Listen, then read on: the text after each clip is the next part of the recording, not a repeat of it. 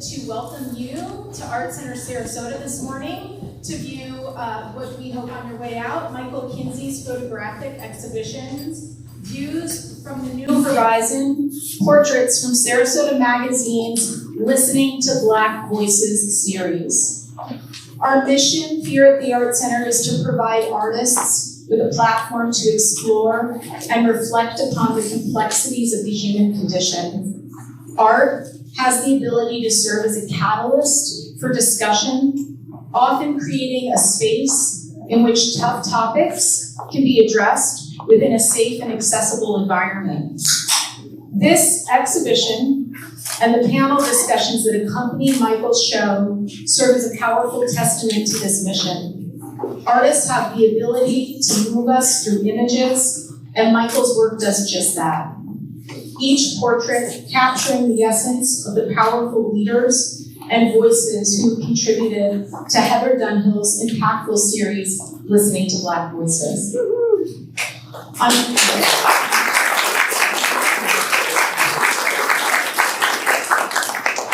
On behalf of our board and our staff here at Art Center Sarasota, we'd like to thank you, Michael, for allowing us the opportunity to showcase your work on our walls. In the wake of George Floyd's murder, Heather, you embarked on a journey to shed light on the stories of Sarasota's Black community members. Thank you for your commitment to amplifying Black voices and stories in partnership with Sarasota Magazine and Gulf Coast Community Foundation. We are thrilled to have you here to moderate this discussion series, and we hope that this reignites and continues to generate dialogues to bring communities together. We are honored to have our esteemed panelists here with us this morning. Dr. James Stewart, if you wouldn't mind raising your hand. I'm the oldest here.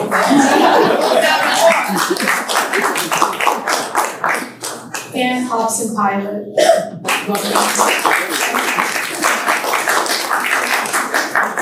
Charlene Winter-Gold, welcome. And Gail Bolton-Ross, thank you. Thank you not only for your invaluable contributions to Heather's series, but also for joining us here to continue the dialogue. We are filled with gratitude for our friends at Gulf Coast Community Foundation and the Frank and Elsie Bushroe Charitable Fund for their support, which has provided the foundation upon which this exhibition stands. Your commitment to fostering artistic expression and cultural dialogue is truly commendable, and we need more of it in our community. Thank you.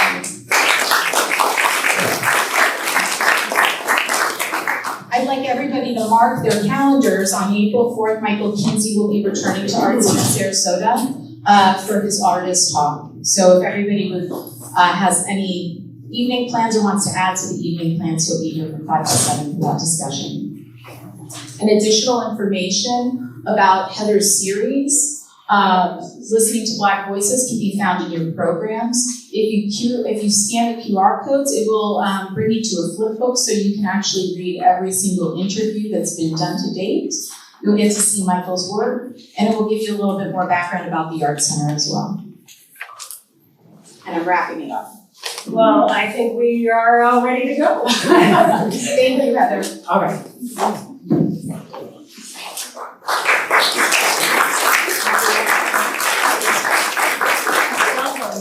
What an outstanding turnout. This is incredible. So thank you for showing up for this frank discussion on race, racism, and the Black experience with 4 of our amazing interviewees from the series. Before I say anything else, I'd like to acknowledge Michael Kinsey and his police center.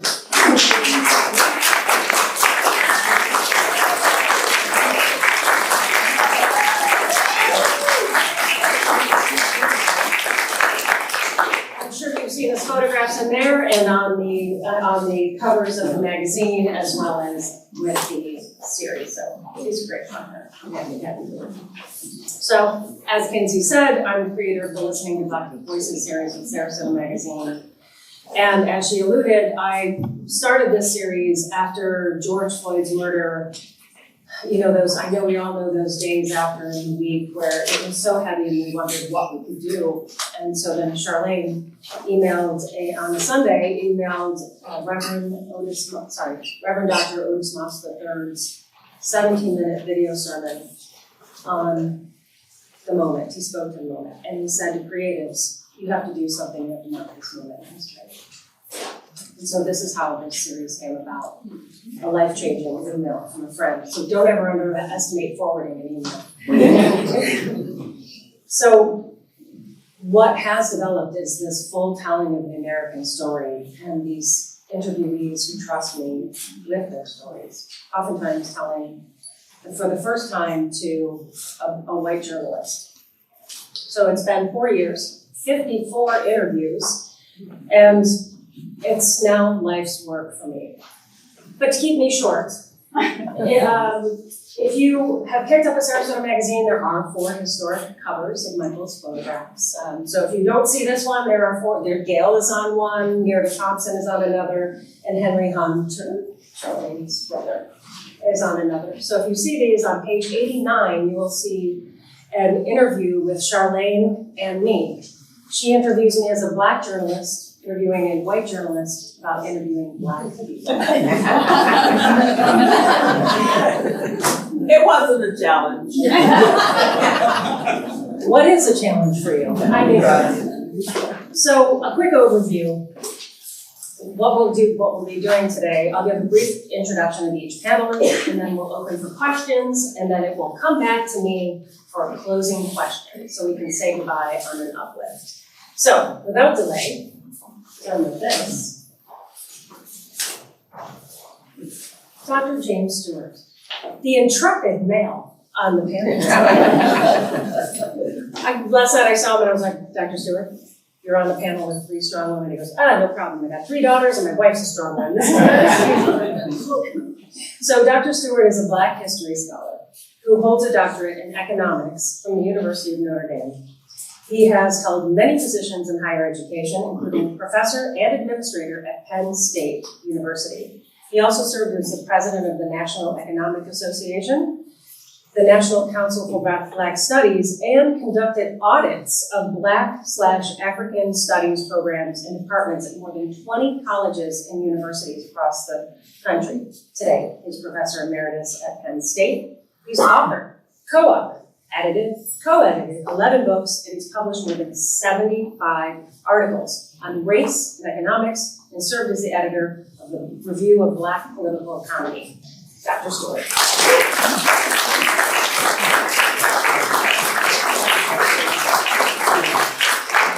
Gail Fulton Ross. Now, I met Gail in the late 90s when she became the first Black woman to own a gallery on Palm Avenue. It was pretty cool.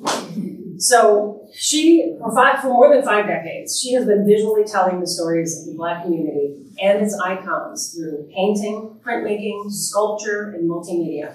She has an exceptional reputation across the globe as a premier portrait artist.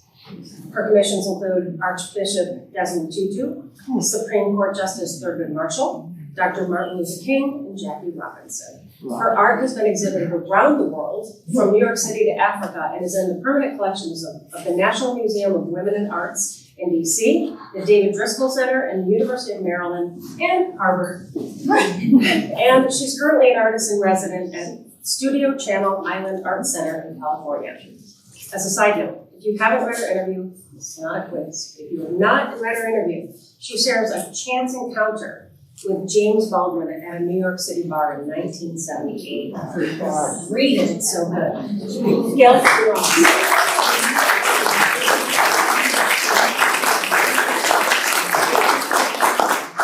And Hobson. And she is a classical music legend, a veteran harpist, and in 1969, she made history as the first Black female principal player in a major symphony orchestra at the Boston Symphony Orchestra. where she remained for 40 years. Right? Yes, I heard you. She has an extensive international career with 8 albums to her name. She holds 3 honorary doctorates and the Golden Baton from the League of American Orchestras. If you're wondering what that means, that puts her in the company of Leonard Bernstein, Aaron Copland, and Yo-Yo Ma. Yes.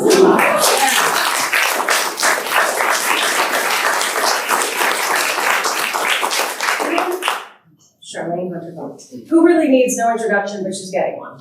She is a woman who rose to meet moment after moment in her life. In 1961, she made history as the first Black woman to integrate the University of Georgia, where she faced a violent mob demanding her expulsion. Fires, bricks through windows, not an easy go for her, but she persevered and graduated from there.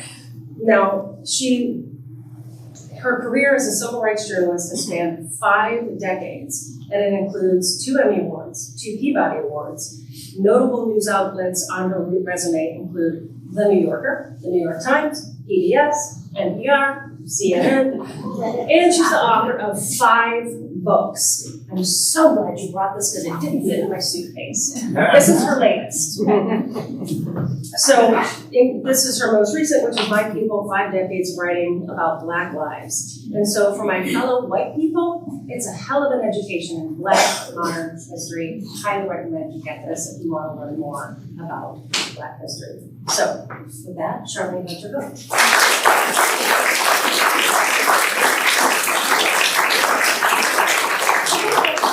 You're on first. So recently, you had an experience with a former University of Georgia white student who apologized for his racist behavior. Can't hear me? Okay. Sorry for that little sound. Let's see if I can get it better. Is this better? Yeah. Okay, thank you for telling me. Here's a hand. I'm going to need an adjustment. Let's pause for a moment if we could have a little elevator music. I didn't help with this. Sing a song. I wish I'm not very good at that. How's this? Are we better? Back in the back? Not at all. There's a hand I forgot. You know what? There is a seat here in the front. Very well. Okay, I will raise my voice. Microphone. I will raise my voice. I think it might cause feedback, yeah. But. Everybody seems to, yeah. Okay, all right, so I'll repeat the question. Charlene had a recent experience with a former UGA, University of Georgia, white student who apologized for his racist behavior. Now, I would like to know, how does that feel? Was it 60 years later? How does that feel? And do we have to wait, does the Black community have to wait 50 years or more for an apology? That's not the question we agreed on, but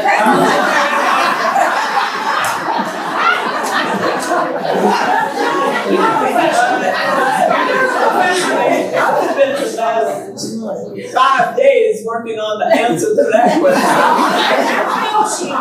I'll get around to it. We love each other that much. I'll forgive her for that. So I was speaking to what's the name of that? It's the Sill. And I had a wonderful time at the church around the corner. And then they asked for questions. And this older gentleman, well, nobody's much older than me, but I think he might have been a year or 2. Anyway, he gets up with paper and he starts to read. And turns out he was at the University of Georgia at the same time Hamilton Holmes, my classmate, who desegregated, not who didn't integrate yet. But anyway, he was, Hamilton, also known as Ham, was pre-med. And until he got to the University of Georgia, all these Southern boys and girls from the local, countryside, if they took a test, because it was graded on the curve, and they got 50, that would be the A. And everything below that would go down. So Hamilton gets there. He was the valedictorian of our class at Turner High School in Atlanta. Hamilton gets there and sets the curve every time he takes a test at 97, 98, 99. Well, this older gentleman gets up, about a week ago, Claudia? And he says, I was in one of his biology classes. He said, and I used to look over, because he knew that Hamp was setting the curve.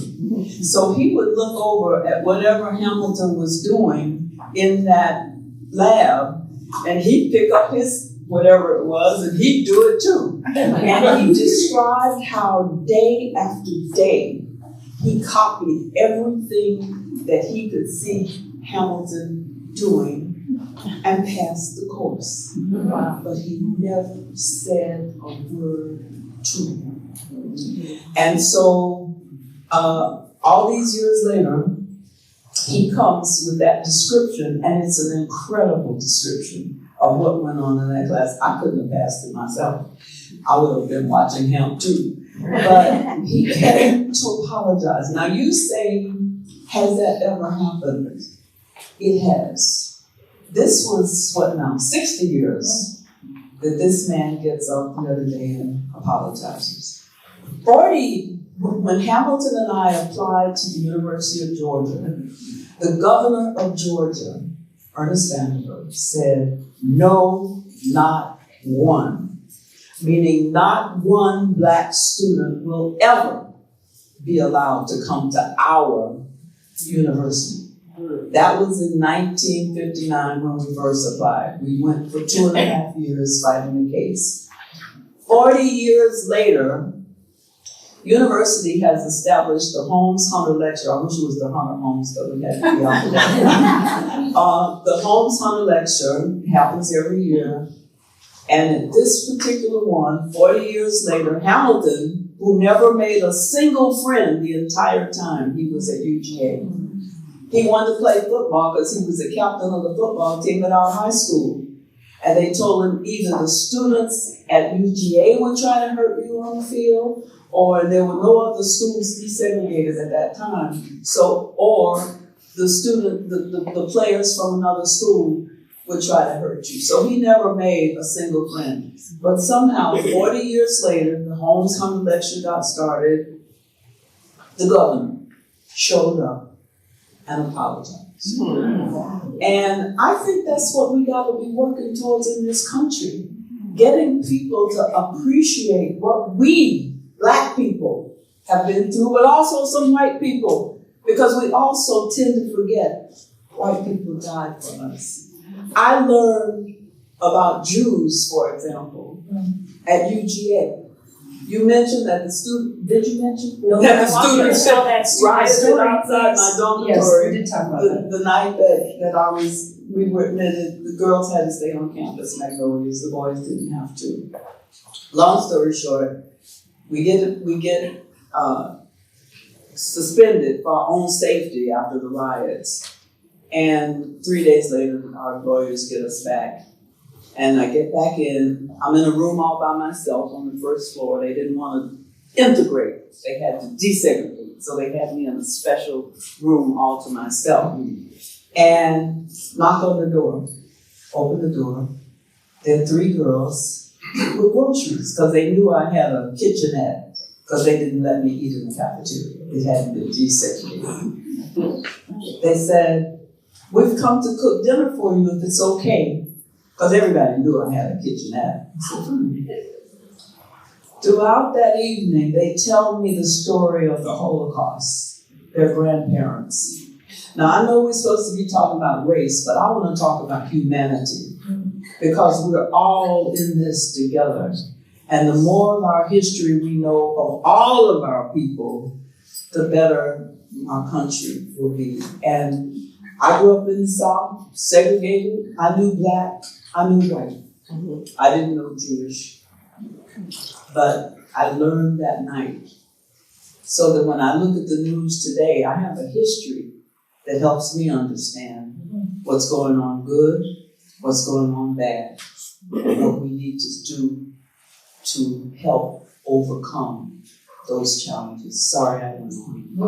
We know who you are, but I think you did just fine off the top line.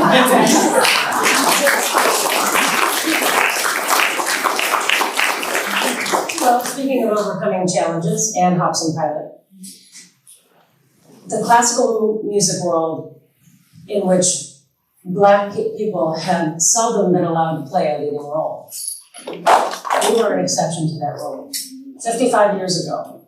55 years ago. Has it seen a shift toward musicians of color? And can you also speak to the auditions behind the screen? So people understand how auditions go. Well, first I'll speak to, has there been a shift?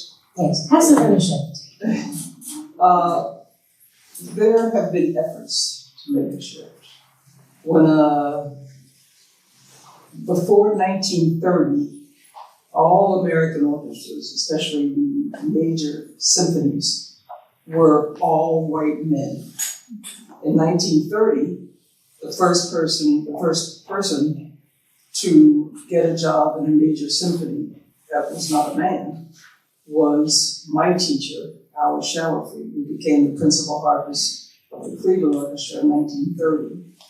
And the second one was my mentor, coincidentally, Edna Phillips Rosenbaum, who became the principal harpist of the of the Philadelphia Orchestra.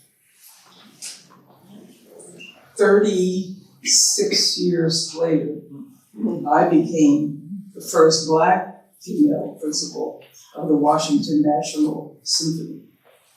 At that time, they were having auditions behind the screen. And 3 years later, I was asked by the Boston Symphony to audition for the harp job there. It would have been assistant principal harp and principal with the pops. So I was warned that there was going to be a screen put up, and the women were asked to remove their high heels if they hadn't had them on, so that the people auditioning behind the screen did not know if it was a man or a woman. But everybody said, well, the Boston Symphony is one of the greatest orchestras in the world, so it's worth. Is that better? Good. Yeah. It's worth the challenge. So I went and auditioned in 1969, became the first Black person ever in the BSO. The audition was interesting behind the screen because as a player, you couldn't see who was on the other side of the screen. But it was definitely challenging. Well, after that audition of about 50 harpists, they came and told me that I was the only finalist. So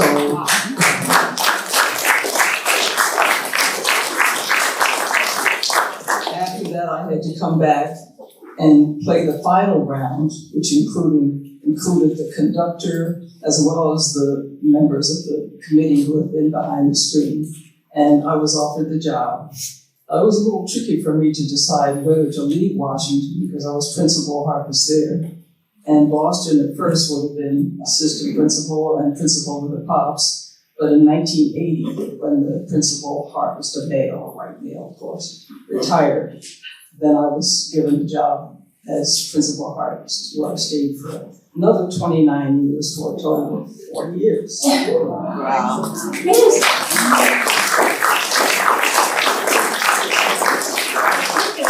Quick aside, John Williams wrote something for you. Would you tell me about this?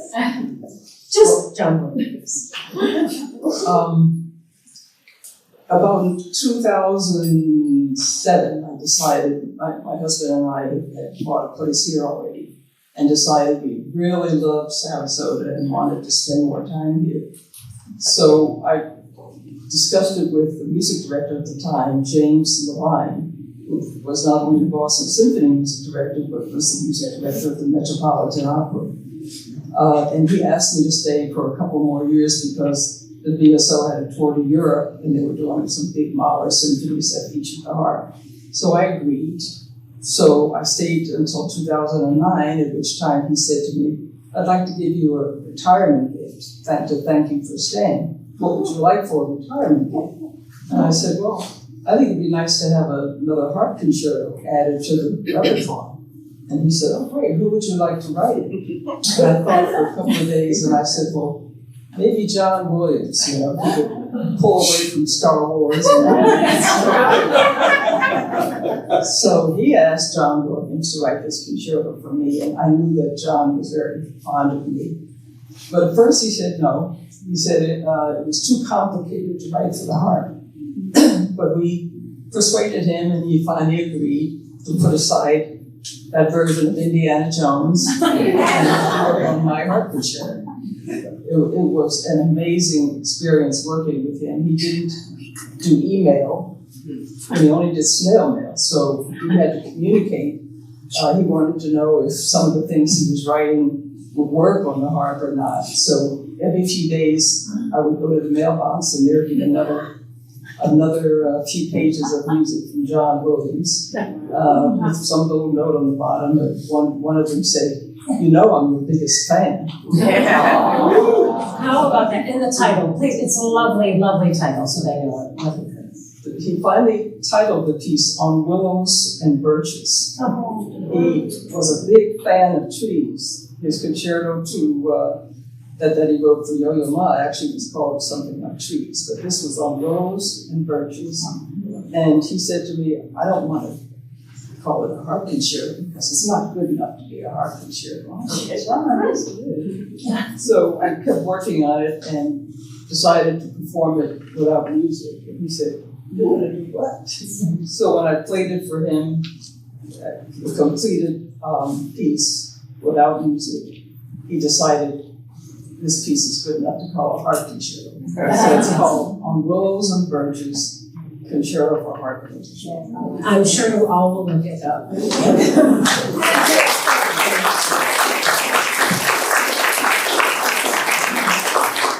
Beautiful Ross.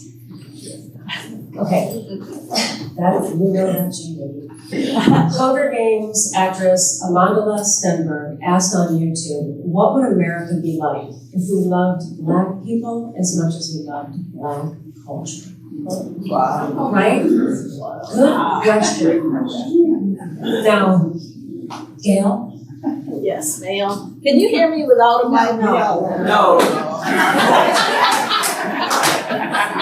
I can't emote with this thing in my hand. You can work on it. You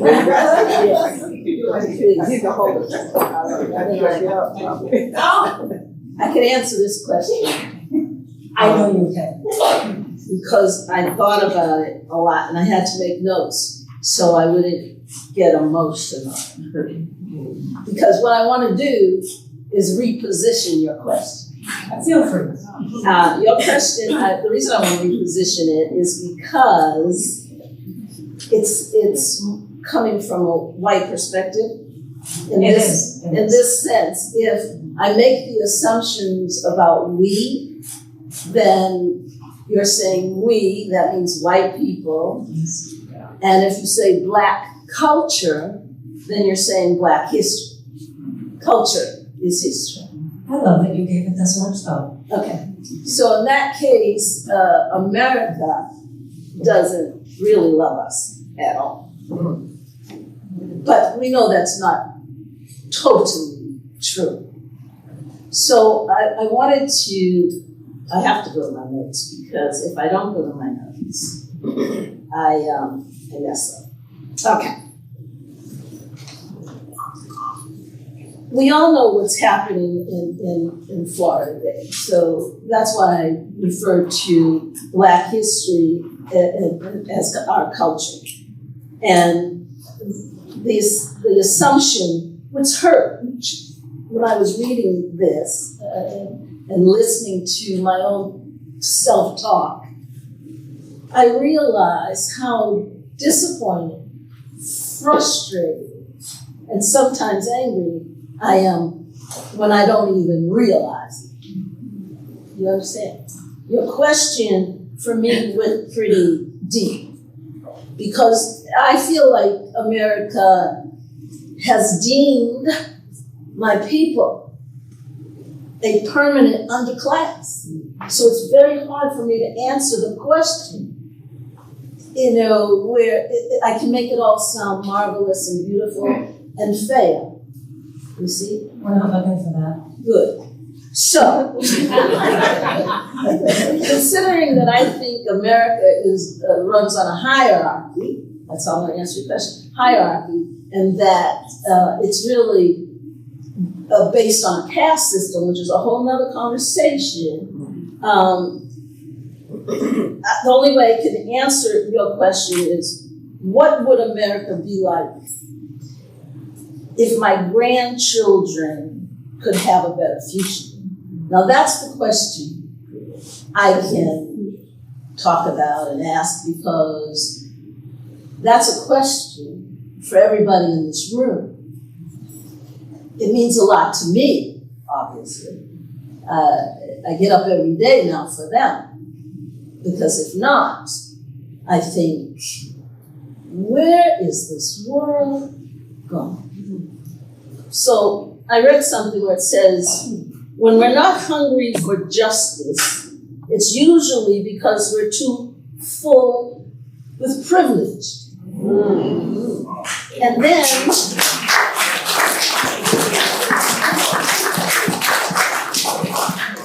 I wish I could tell y'all I made that up, but I didn't. And then I thought about these points. If my two little grandchildren were born in the America that I thought I saw, wanted to see, hoped to see, thought we were becoming, they would be born with the right to vote. It wouldn't be a voters act.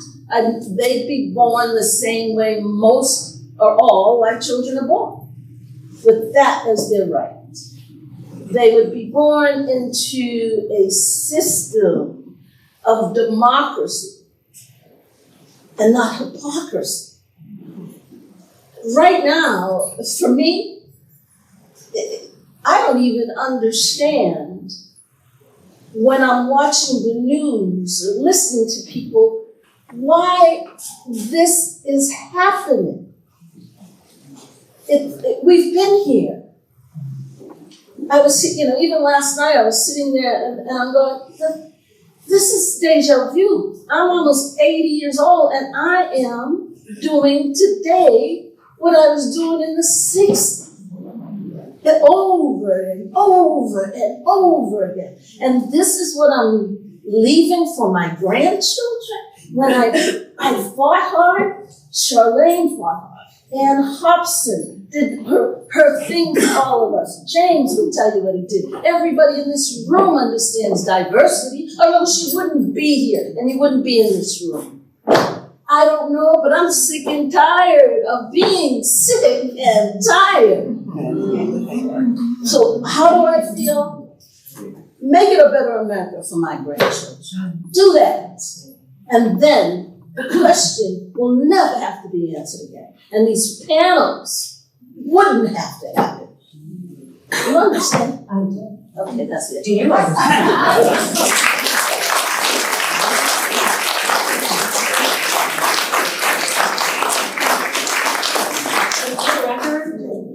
These panels aren't designed to be pretty. So if you have truth,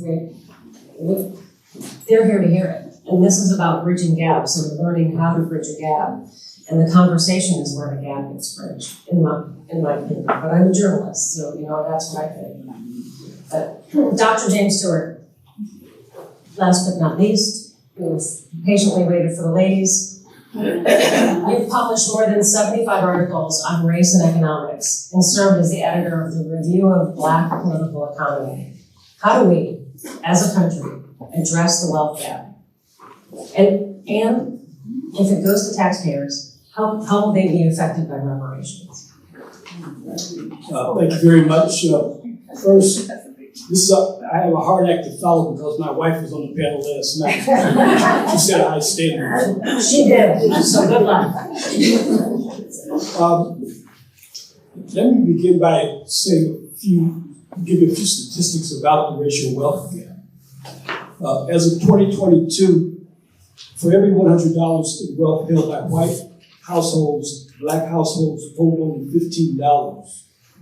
So the wealth gap is massive, and the wealth gap has been increasing since 2019. It's currently about $250,000 gap between the average white household and the average black household. The wealth gap didn't start recently. The wealth gap originated with the period of enslavement. And I wasn't going to do this, but I will. Since everybody else is sort of focused on some of the personal experiences, I'll talk a little bit about my family to illustrate how the wealth gap was established. My grandfather was enslaved in Mississippi by somebody who was a blood relative, by the way. And at the end of slavery, he and his brothers were able to purchase farms in Mississippi. My grandfather, I'm sorry, that was my great-grandfather. My grandfather inherited this farm. They had 10 children, one of whom had polio. So my grandfather mortgaged the farm in order to get medical care for his daughter and wound up losing the farm. And so the family was reduced to being sharecroppers. My father was one of those children. I say that I'm living the life my father should have lived because he was a very intelligent man. He had the opportunity to go to the West College high school division for 1 year. And when my grandfather lost the farm, he could no longer go to school. And he never forgave his father for that, even though obviously it wasn't his father's fault. My father, as a sharecropper, I'll say, had an entrepreneurial spirit. And so he was negotiating the terms with the landowner, again, who was a blood relative, a white blood relative. And he found out that he could get cheaper, better terms in Jackson, Mississippi, which was about 90 miles from DeKalb, Mississippi, where my people are from. So he came back and told the landowner this and tried to negotiate. The landowner said, you have 24 hours to get out of town and you're going to be lynched. So my father left in the middle of the night and headed north to Memphis, St. Louis, and wound up in Cleveland, where I was born. So I want you to imagine what sort of wealth could have been created if he had been able to keep the farm, if he had been able to invest in resources. And I'm an only child, so we would have been able to really put additional resources into my education. Fortunately, my parents were very frugal. They lived through the Great Depression. So despite all of this, they were able to save a lot of money. In 1943, they bought a house in Cleveland and paid off the mortgage in 4 years. The point of that is simply that most of the wealth that's held by black households is in the real estate. It's in the homes that they own. So after the pandemic, it was a significant rise in the wealth holdings, but it's really not fungible. It's really tied up. You can't use it for anything unless you're going to get a second mortgage or a home equity loan or something like that. On the other hand, for white households, what happened after the pandemic was the rise in the equity markets that generated a significant increase in our wealth holdings. How we deal with it, I'm just going to list 5 things I would talk about. We can get back to them later. First of all is reparations. And enslavers got reparations. They got money for every enslaved person that they lost as a result of the Civil War. I think it was about $2,500 per enslaved person. But the victims never got reparations. Fortunately, there's a major movement, and now there are 122 jurisdictions that are now considering reparations legislation or policies around the country. We don't get a lot of media attention to that, but there are 122 jurisdictions, and there are several that actually have put in place pilot programs the state of California just released a massive study of reparations a few months ago, and they're in the process of determining how they want to move forward. Second major development that's happening is the concept of baby bonds. And what baby bonds involves is at the time of birth, each child is given a certain allocation, and the allocation is based upon their life circumstances, so that a poor person would get significantly more at the starting point than somebody who has more wealth.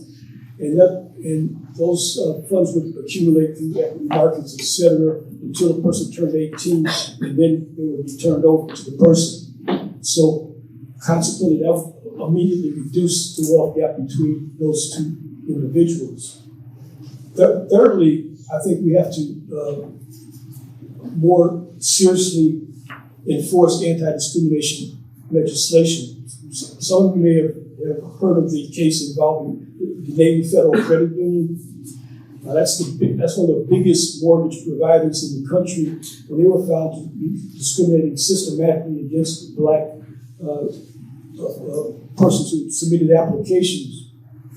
Now, the military, if you're in a pay grade, it doesn't matter whether you're black or white, you get the same pay.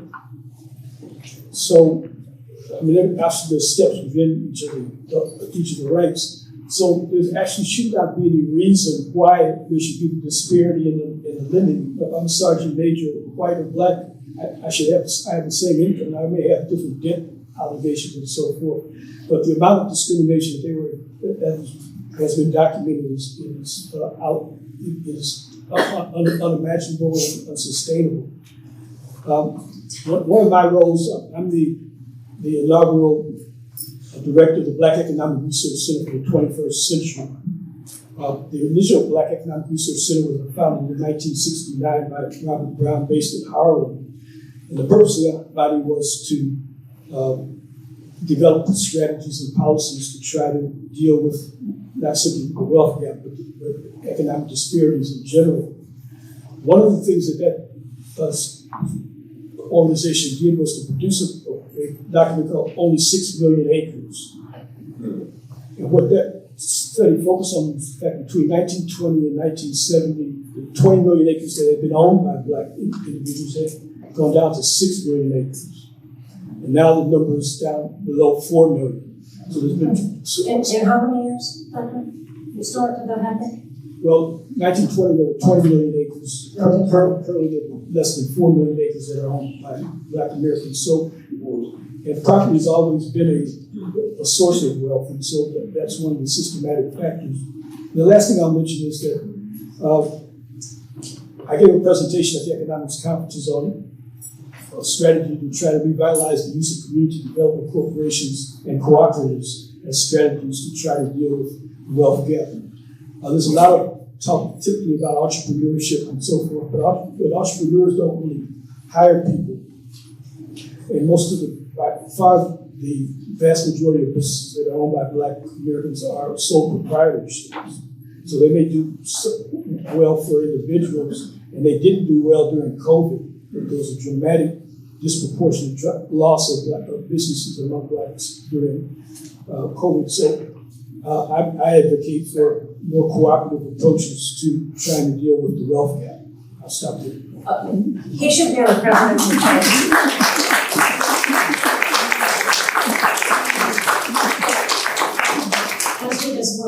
You mentioned legislation, Dr. Stewart. If we can just stay with you for a second. One of the things that we discussed last night is that if the white people in the room don't know, that America does not have any anti-lynching legislation.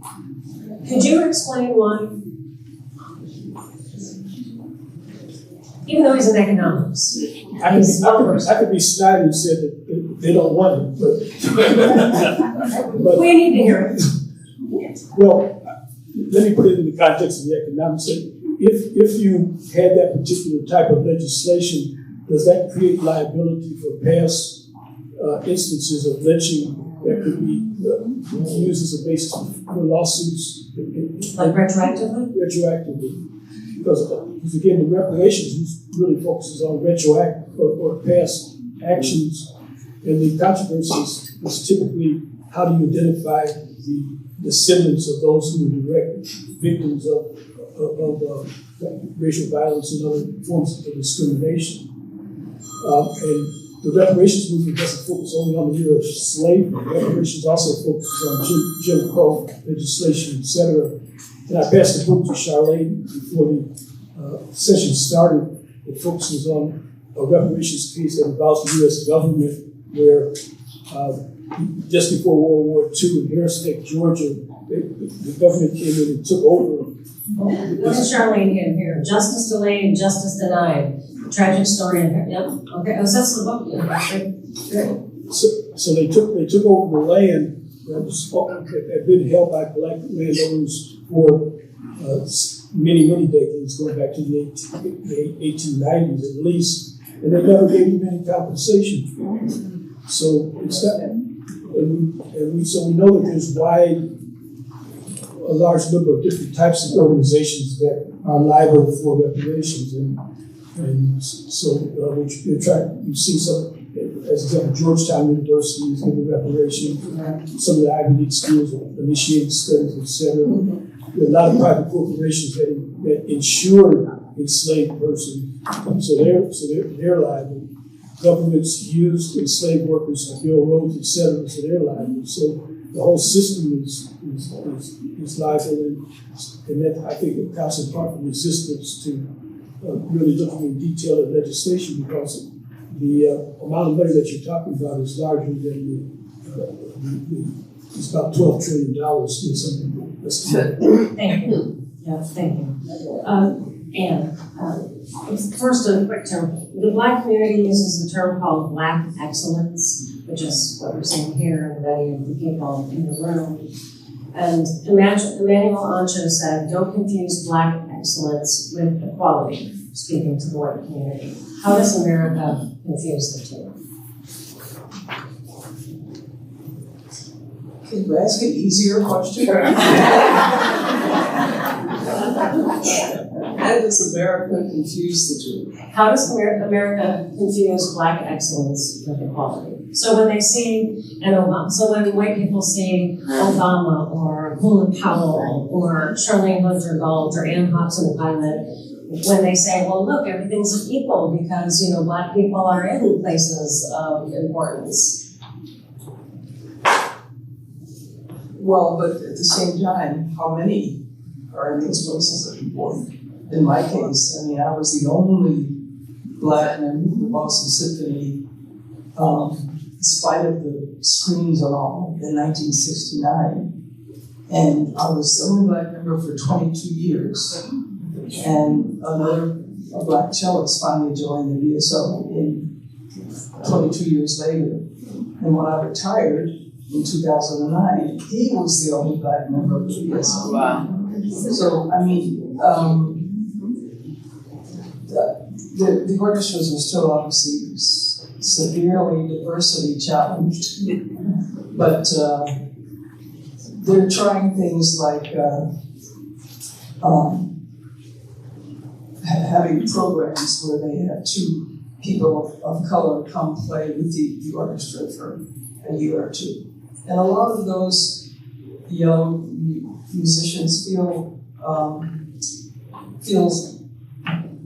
as if they're looked upon, frowned upon, because they didn't get the job like everybody else behind the screen at all, but they were given the job for a couple of years. So that's still a problem. I didn't answer the question. I think you did just fine. I think you told me a story about, was it your first day when the white guy came bumbling up to you and said something absolutely inappropriate? Could you tell him that story? My first day in the Boston Symphony, I got there early because I wanted to tune my harp and be ready to play. And after I finished tuning, was warming up, this white man from the percussion section came over to me and he stood there for a while. And I expected him to say, "Welcome to the orchestra," or something like that. And he was looking at me, and I was, what does he want? And finally he said, "You must fry some mean chicken." I thought, here I am in the Boston, I thought I had arrived, you know. But that's what he saw when he saw me. And I think I asked him, what did you say? I couldn't believe it. But Podcast said, matter of fact, I do.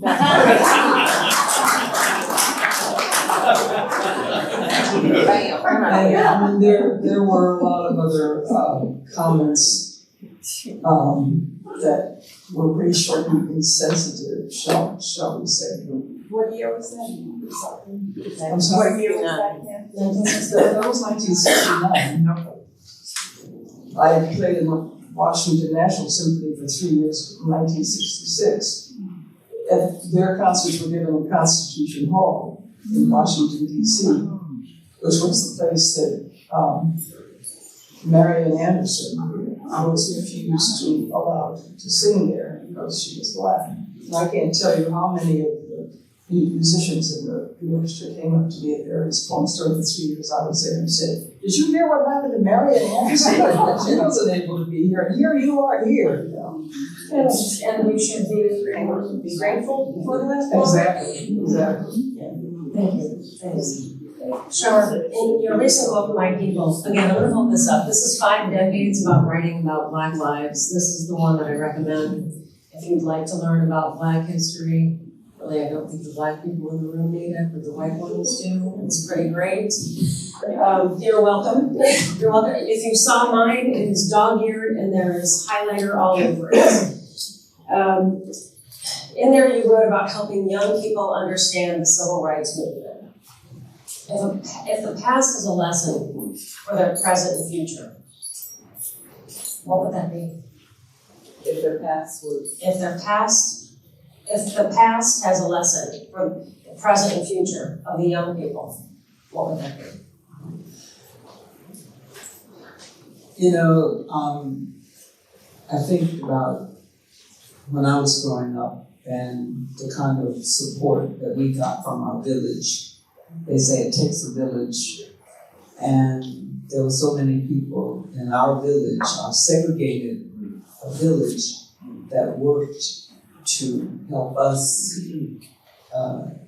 get ahead. And I was going through some things filing the other day, and I came across something that Vernon Jordan, who was one of the attorneys who argued our case at the University of Georgia, he was a new lawyer, so he had to do all the grunt work. And in the end, it was the grunt work that helped win the case, because he used to travel every day from Atlanta to Athens, about 70 miles, and dig through files to show that there were, they said they couldn't admit me because I had applied too late.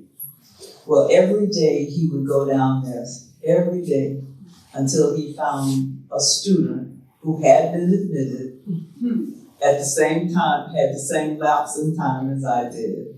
And she was known then, and I'll never forget this, because they used to say in the courtroom when they were arguing the case, "B.B. Dobbs Brumby of the Marietta Brumbies."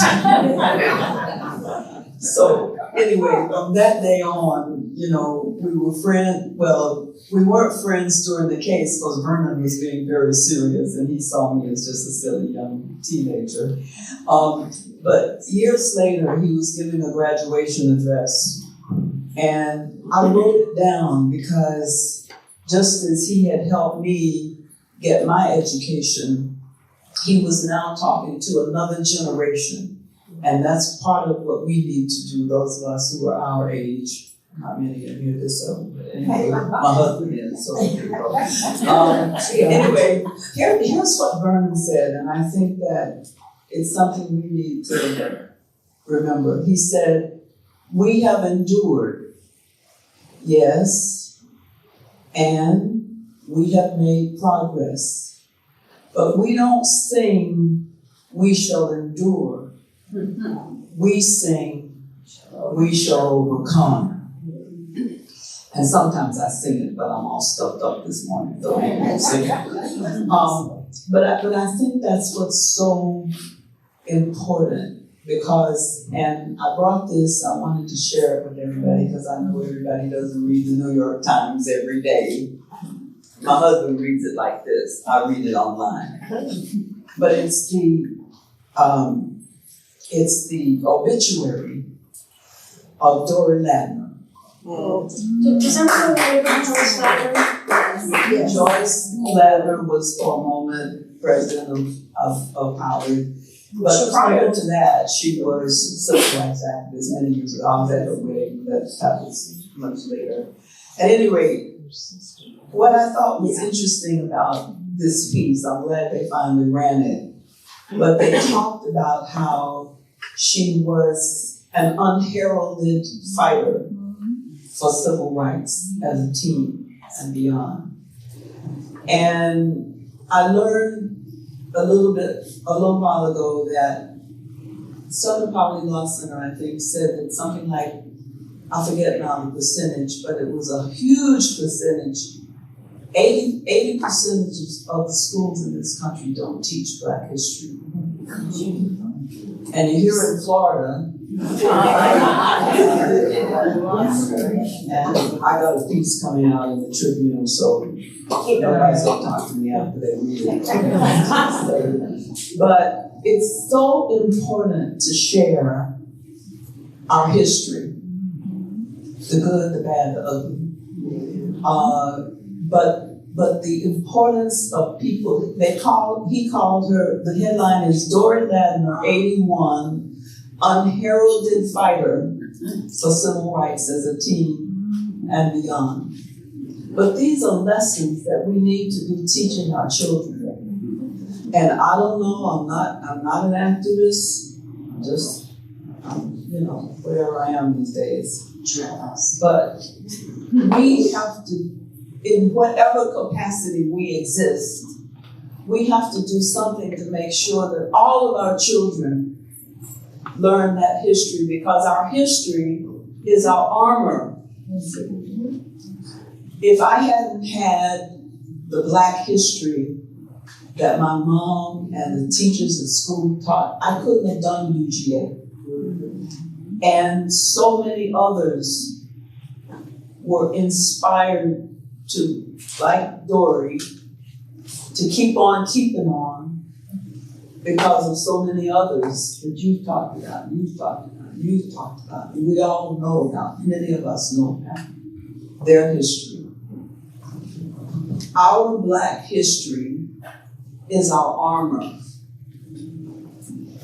because it teaches us what has happened in the past to help us overcome. And I think it's history that everybody needs to know so that whatever position you're in, you can help maintain the teaching of that history. Here and any other place that it's being challenged. We cannot allow our history to be buried in the sand. We have to, all of us, have to have that history so that we can maintain this country as the place that used to inspire people all over this world, including in South Africa. And now South Africa's in a mess. And they look to us for redemption, for lessons of how to get out of that mess. We have to ensure. I asked the other day a teacher in a predominantly Black school, I said something about the 1954 decision. And everybody in the room, including the teacher, looked a little weird. What was that? Everybody, how many in here know the 1954 decision? Thank you. That was Brown versus Gordon. Right. But there's, what the teacher, the students in the room, when I said it, they said they didn't know, so I explained what it was. Walk into my car after the presentation. The Black teacher said to me, and she must have been in her mid to late 30s, she said, "Can I make a confession?" I said, "Sure." She said, I didn't know what the 54 decision was either.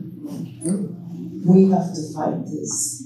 Yeah. This is all of our history is our armor. And it's the armor for everybody. So I'm so glad to sit at this table with people who are polishing their armor. Those of you who are here, I can see some of you got your armor on. I know you got yours on, right? He'll be telling you about his book in a minute. Well, This is one of our great people who's passing on our history, and we all have to do it. And I hope you'll look up Dory Latham's story, because it is one of the things that tells us how very important it is to talk about our young people, the struggles they made to help this country move. And my husband knows what I'm going to say, because this is my favorite line, to help us move towards a more perfect union.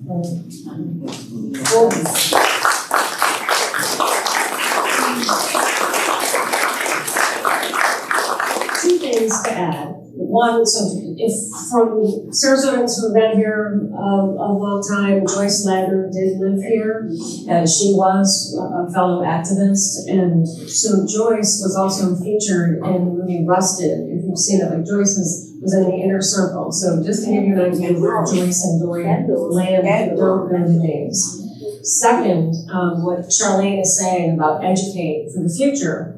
Asala, Mr. David Wilkins, would you stand up so people can see where you are? Mr.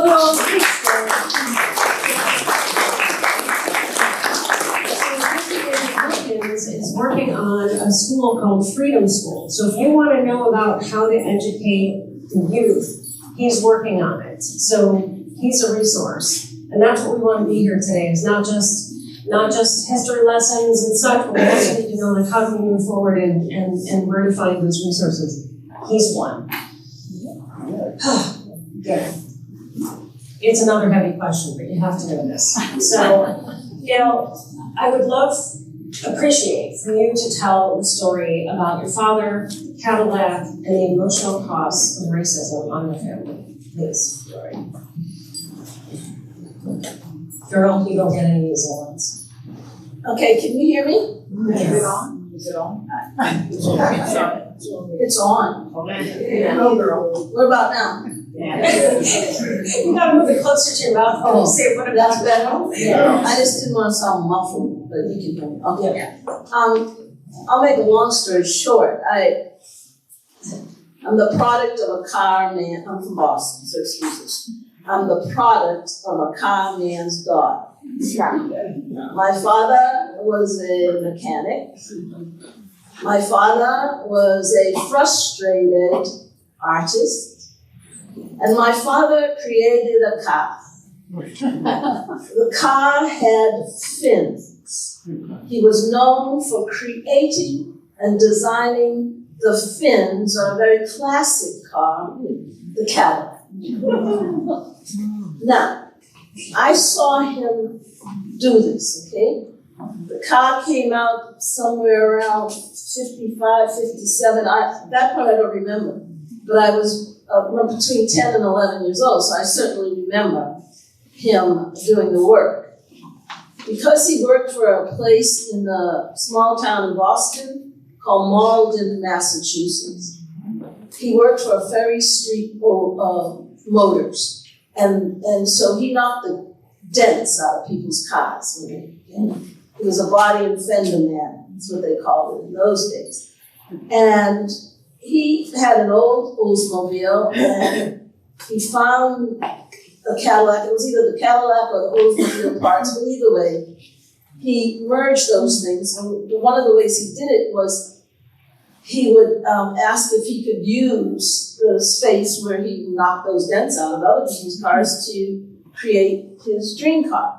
Well, back in the day, in the 50s, there were white dream car builders and black dream car builders. And so they were sort of saying, yeah, everybody was kind of watching this process.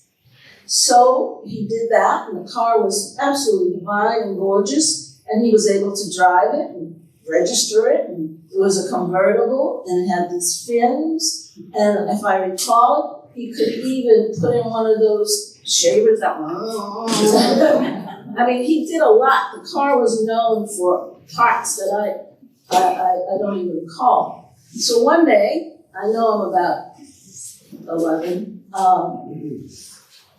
my father looked very sad. And my mother, who was a stronger woman than I, said things like, "Don't give it to them." Well, there was no choice. So 2 white men in suits came to the house and wanted photographs of my father in his car in the local park, which was next door to our house. Ferry Street Green. Okay, so they come, and I was a daddy's girl in this sense, so I was, because, you know, I'm an artist, and I appreciated everything he did, and he was my first influence, my first mentor. I sat with him when he would make these designs. And so we go to the park, and the men get in the car, and then they ask my dad, who was dressed in his whites with the big gold Cadillac insignia on it, to stand in front and put his hand on the car. And, you know, we're all, neighbors are looking, we're all very excited for this moment of acknowledgement. They took the car. They said to this brother, whose dream was to be a dream car builder, "You can't have this car. We own this car. General Motors owns the design for this car." And the people that were in the suits came not from General Motors in Detroit, but it was the brothers who owned the dealership, the Patkins. And they took, that day, took the car. And I'm asking 100,000 questions. My father just said, "It is what it is." It just is what it is. I to this day, I hate that damn sentence. But anyway, they took the car. For years, I've worked on trying to find that car, because every car man a collector says they would have never gotten it. Nobody destroys those cars, okay? Not even for pots. Somebody has it, and they wanted me to look into late night TV hosts that own cars. Just to make a long story short, Jay Leno. I found Mr. Patkins. Okay. This is gonna be good. Oh, it was for me. When I found Mr. Patkins, he said, you know, he knew exactly where it was. We talked on the phone. He knew my name, remembered me as a little girl, and said, "I remember, you know, I'd look up and there would be your father, and I'm so sorry to hear about what happened to him." And he went on and on and on. And then I said, "What happened to my father's car?" And he said, "Well, you know, I drove that car for 13 years. I said, "How could you take my father's car?" "Oh, no," he said, I commissioned him." He said, I commissioned him. I said, "To do what?" I'm, you know, I've got age on me now. I know what a commission is. I've been an artist all my life. I said, "He never had any money from you." He said, "Oh, yeah. We gave him I think it was $1,000. I said, "Nah." So I said, "You are a liar. You're lying to me, because I know that's not the case. Show me something." He said, "Well, I'll send you pictures. I'll send you this." I said, "Send me the paperwork that said you bought my father's car." So He said that got burned up in a fire. Now this man, he's the one who took the images, because they took all the paperwork. That's the other thing. They didn't just take the car. He had to give up his drawings. He had to give up everything. You know, and in those days, we didn't have a copy machine. Did they have a gun on him or something? No, but he had a wife and 3 daughters. No. He was from Georgia, Yeah. and he was a quiet man. This is a good question, so for the people in the audience to understand, like, why would you just give that up? He had no choice. Come on, man. They burnt Tulsa. What do you think they would have done to a black man who just designed what they thought was the car of the century? And it was. What do you think they would have done? He knew that. Gail, you have sorry to interrupt you there. You've posted in the past that picture on Instagram of your father in the car. Would you mind doing that after this, so if people want to find you on Instagram and they can see that great picture of your father, would you repost it for them? Sure. So And you can see it's it. on my website too. But just to make a long story short, Mr. Patkins died about 2 weeks or 3 weeks or maybe a month after he talked to me, and I remember thinking there is a God.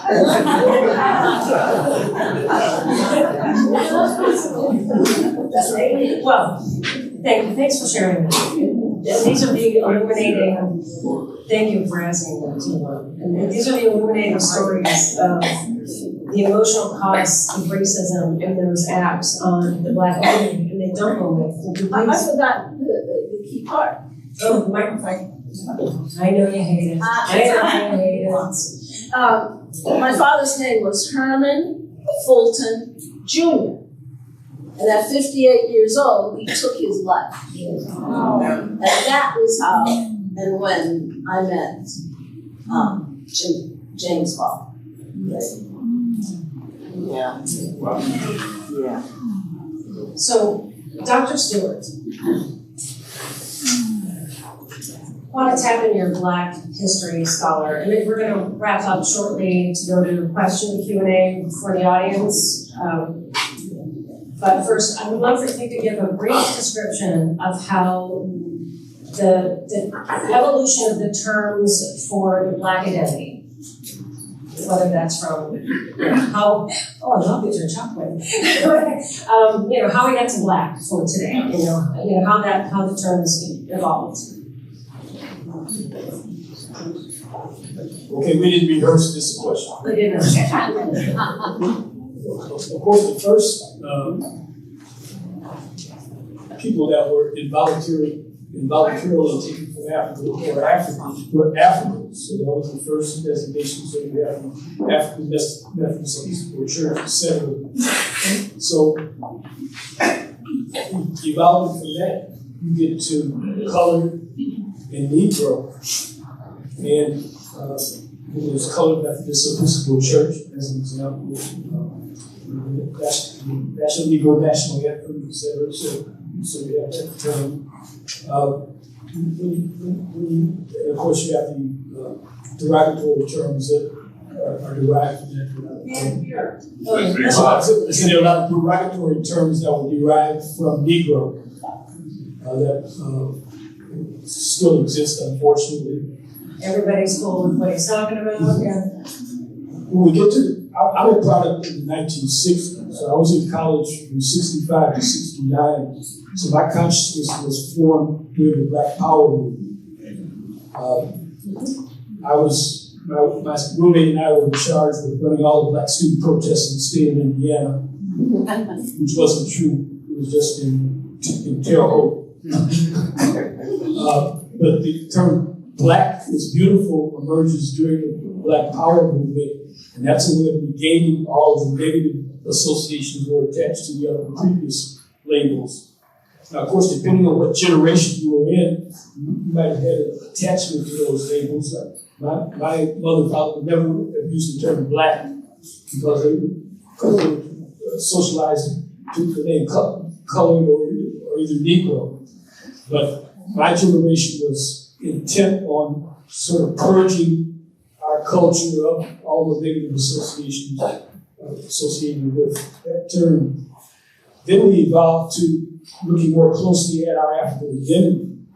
And so we talk about being African American or Black American. So the African American is a way of trying to recognize the fact that our deep culture existed on the African continent, and that we need to preserve elements of that culture in order to really understand who we are as a people.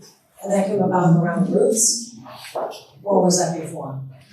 Well, I think it's before. I mean, there were always historical figures that emphasized the African identity became popularized during the 70s. And part of the sort of transition that's happened in the society that led to terms like people of color. People of my generation resist that because it diminishes the unique and distinctive aspects of African American culture. Stop it. Thank you. Charlie wants to add something, and then we'll go to questions. No, I was just gonna add that, I covered a story in, Chicago for the New York Times, and I flew from Chicago back to New York, and the paper had come out. And at that point, Blacks were saying that they wanted to be referred to as Black, not Negro. So everywhere I wrote in the story, Black. I get to New York, read my story, and everywhere I had said Black, they changed back to Negro.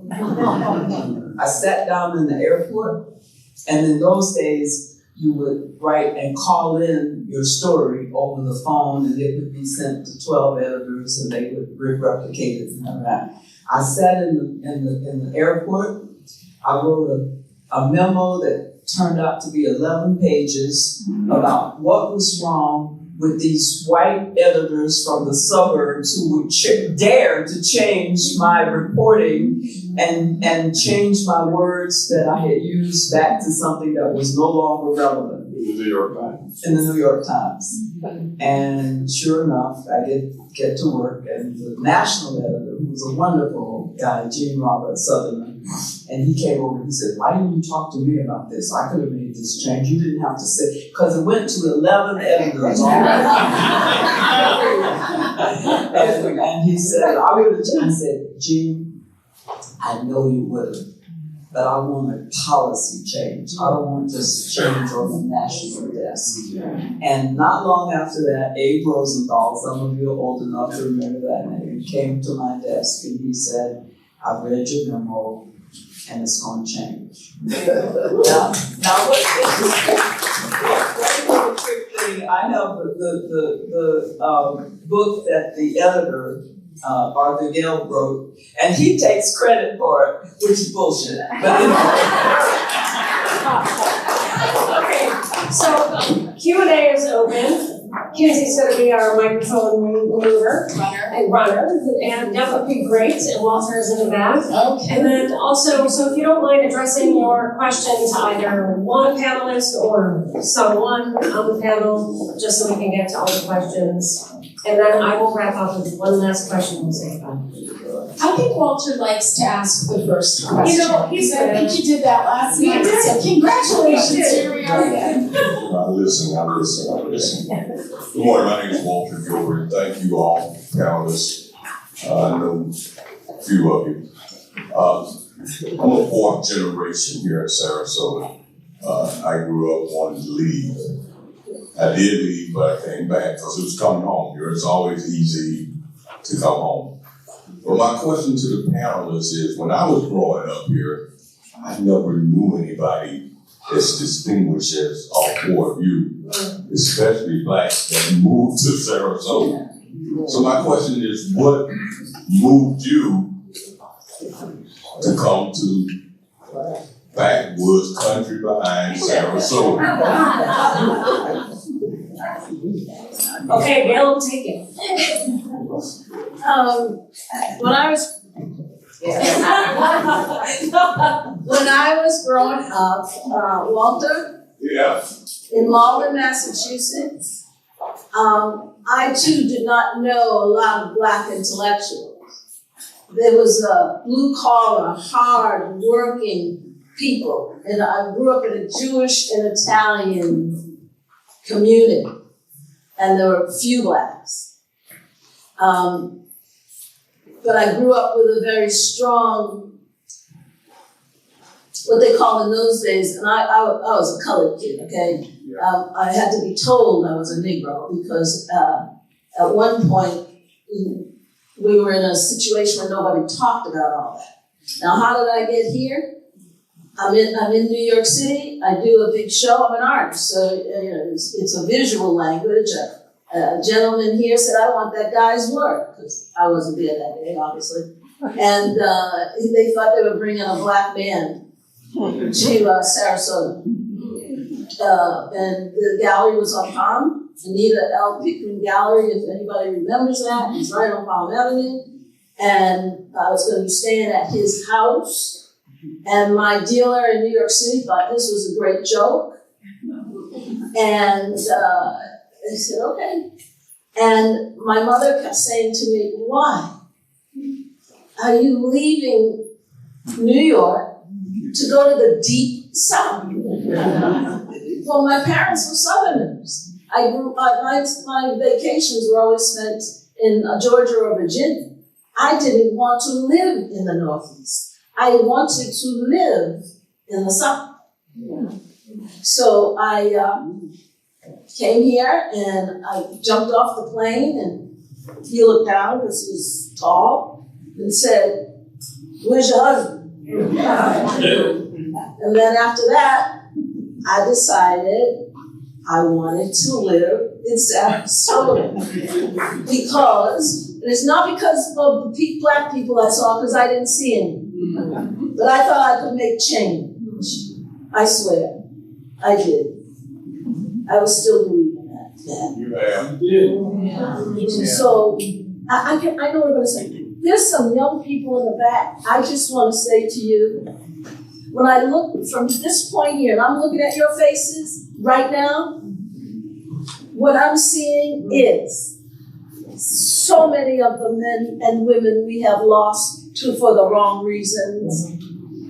Not your fault, because you didn't have the guns, and you know what happens. But I'm looking at all of you. So proud to see you in this room again today. Please, I bow to you.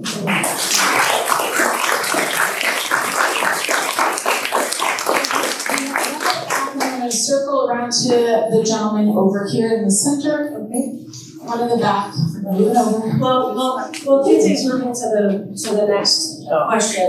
I want to point out this QR code that you see on this poster, and there's some out front. If you don't know how to do this, you take your telephone, open up your camera, and you'll see a yellow bar. You click on it, and it will take you to the online flip book of our series. Every single person's interview is in there. So if you want to read more about Gail's conversation with James Baldwin, you really should do it. It's amazing. If you want to know more about Anne's history and Dr. Stewart's background and, Charlene, I feel like my interview is the best of all time, so you should have a look. You'll be able to find everyone there in their rich histories. And I want to point out that the last question of each interview, I ask, what would you like your white friends or acquaintances to be doing? So if you're wondering how you can show up for the Black community and what you can do, that QR code will take you to 54 thoughtful suggestions from interviewees. So FYI, that's a little pitch for that. Where did Kinsey go? There she is. Hi.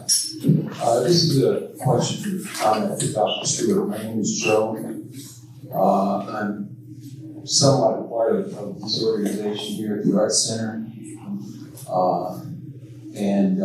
grew up in New Jersey. I walked through a Puerto Rican neighborhood to go to my Catholic school for 13 years. And I walked through a black neighborhood to get to my boys' club. And I was one of the few white people in that boys' club. Anyway, I got lucky through life, wound up getting a bachelor's degree in economics at an urban campus, Rutgers in Newark, during the 67-68 riots. got my MBA there as well.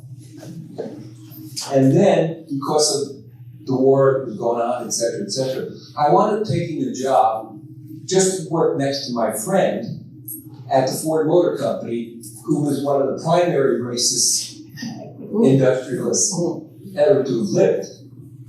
Henry Ford, if you don't know, was in fact anti-Nazi, anti-Jewish, anti-black, anything but white. So anyway, I progressed from the Ford Motor Company and wound up in banking and finance most of my career.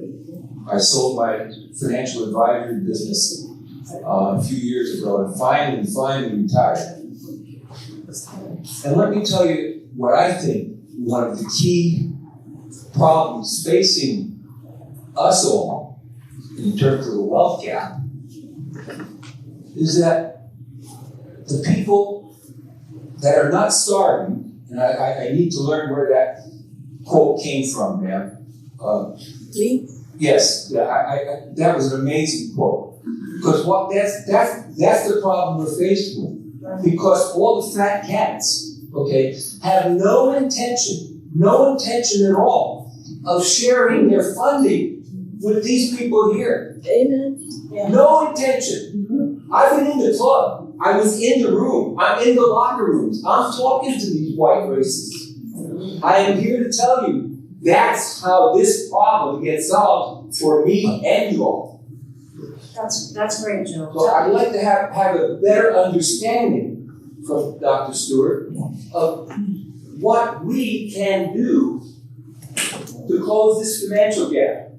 Brother, I thought we were done once you spoke last night. I thought you had the most important message from the youth. Yes. And I thank you for that. And that's why I came back today. So for those of you who weren't here last night, the young people in the back, everybody's young to me now, I'm 33, the young people in the back in their 30s and 20s, they are from Newtown. They stood up, they spoke, and they told us what they needed. They need you to come to Newtown. They need you to come to Newtown and spend your money. Mr. Jetson Grimes was here last night from Newtown, the Newtown historian. Would you like to speak? This is kind of new. We have a microphone. Mr. Jackson, she has her on the radio.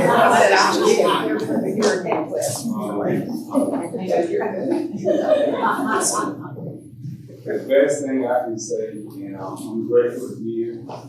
Thank you.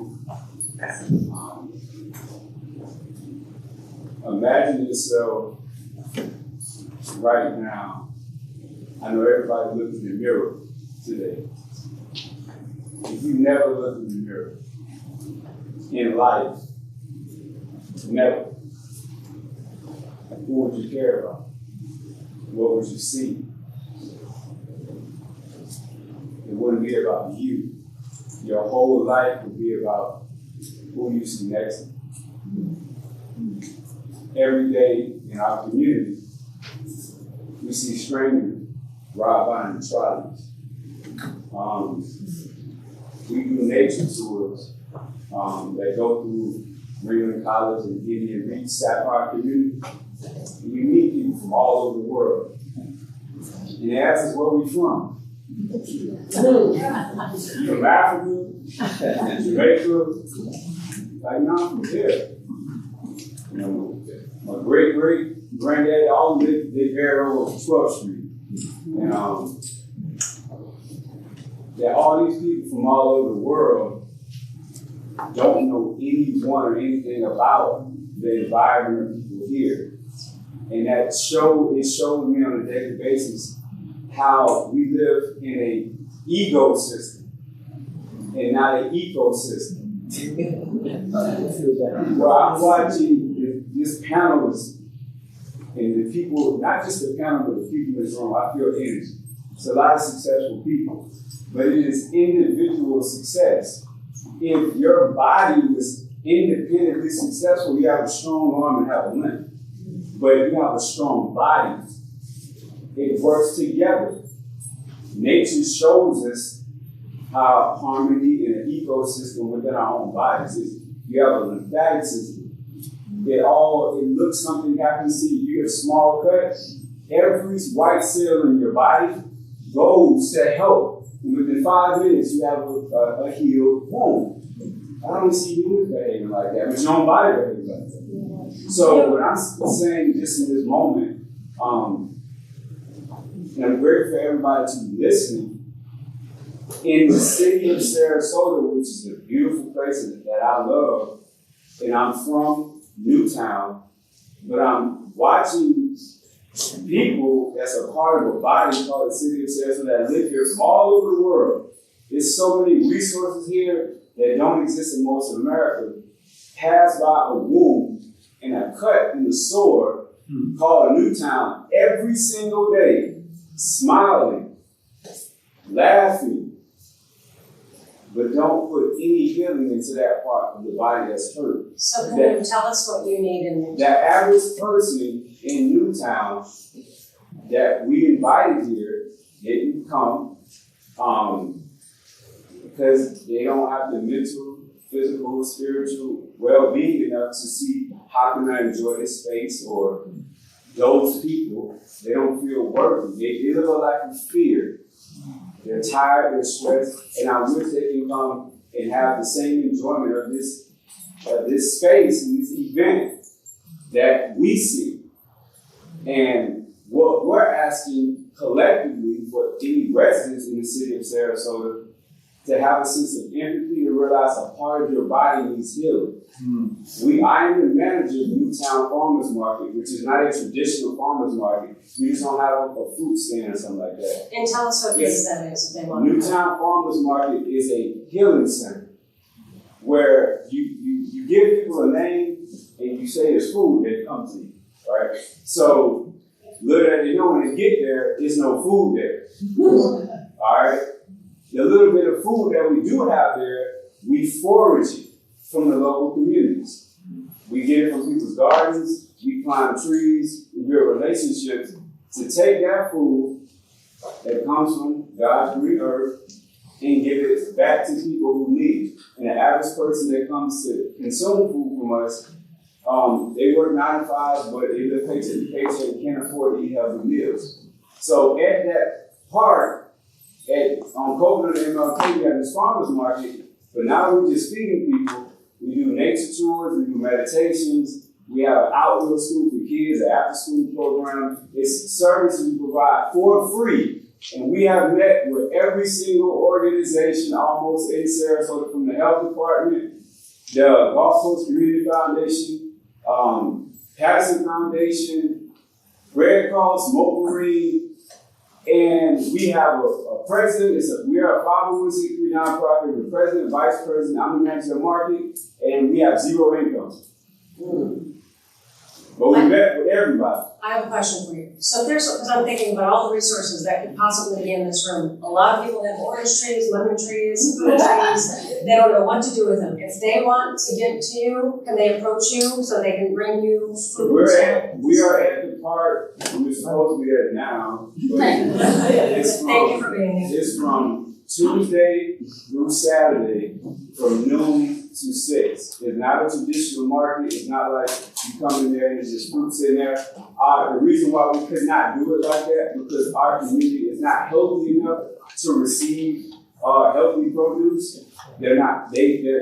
Most of our community rejects healthy meals because we generationally, and Sister Ann Hobson Pilot, like, you know, the joke about frying chicken, like, it was funny, but with all the love in my heart, the diet that we consume as a people is killing us.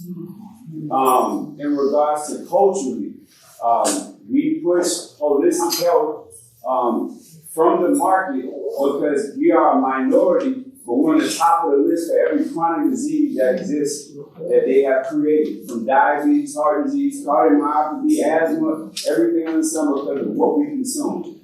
And what we use at our market to help with healing is in the Bible. When we look at Genesis 1:29, it tells us what we should consume.